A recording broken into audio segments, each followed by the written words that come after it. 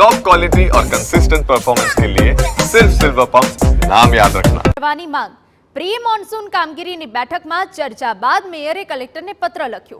ખાડી પૂરનું સંકટ ટાળવા ભીમપોરના ઝીંગા તળાવને દૂર કરવાની માંગ છે। ખાડી કિનારે દબાણો થવાથી પાણીની વહન ક્ષમતામાં ઘટાડો આવે છે। ઝીંગા તળાવના કારણે પાણીના પ્રવાહમાં અવરોધ ઊભો થતો હોવાની રજૂઆત છે।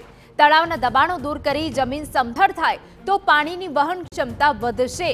દર વર્ષે ચોમાસામાં મીઠી ખાડીના પાણી નીચાણવાળા વિસ્તારોમાં ભરાવાની સમસ્યા। ચોમાસા ટાણે જ તંત્ર જાગ્યું હોય તેવું ચોક્કસ લાગી રહ્યું છે। ખાસ વાત એ છે કે એક વર્ષ પહેલા નાણાપ્રધાન કનુભાઈ દેસાઈએ કલેક્ટરને સૂચના આપી હતી કે ખાડીના આજુબાજુના દબાણો અને ઝીંગા તળાવો દૂર કરવામાં આવે, છતાં કોઈ નક્કર કામગીરી કરવામાં આવી ન હતી। અંતે ચોમાસામાં જવાબદારી પોતાના પર ન આવે તે માટે અધિકારીઓ જવાબદારીમાંથી છૂટી રહ્યા છે અને તંત્ર વચ્ચે ખોખો શરૂ થઈ ગઈ છે। વિપક્ષે પણ ચોમાસા પહેલા યોગ્ય કામગીરીની માંગ કરી છે, ત્યારે હવે કલેક્ટરે પત્ર લખ્યો તો શું કાર્યવાહી કરાય છે એ જોવું રહ્યું।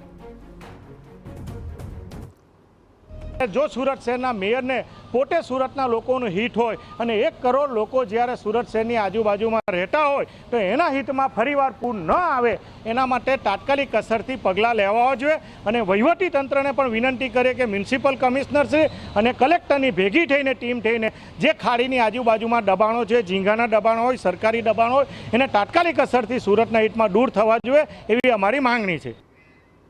સમાચાર દ્વારકામાંથી કે જ્યાં ખંભાળિયામાં રખડતા ઢોર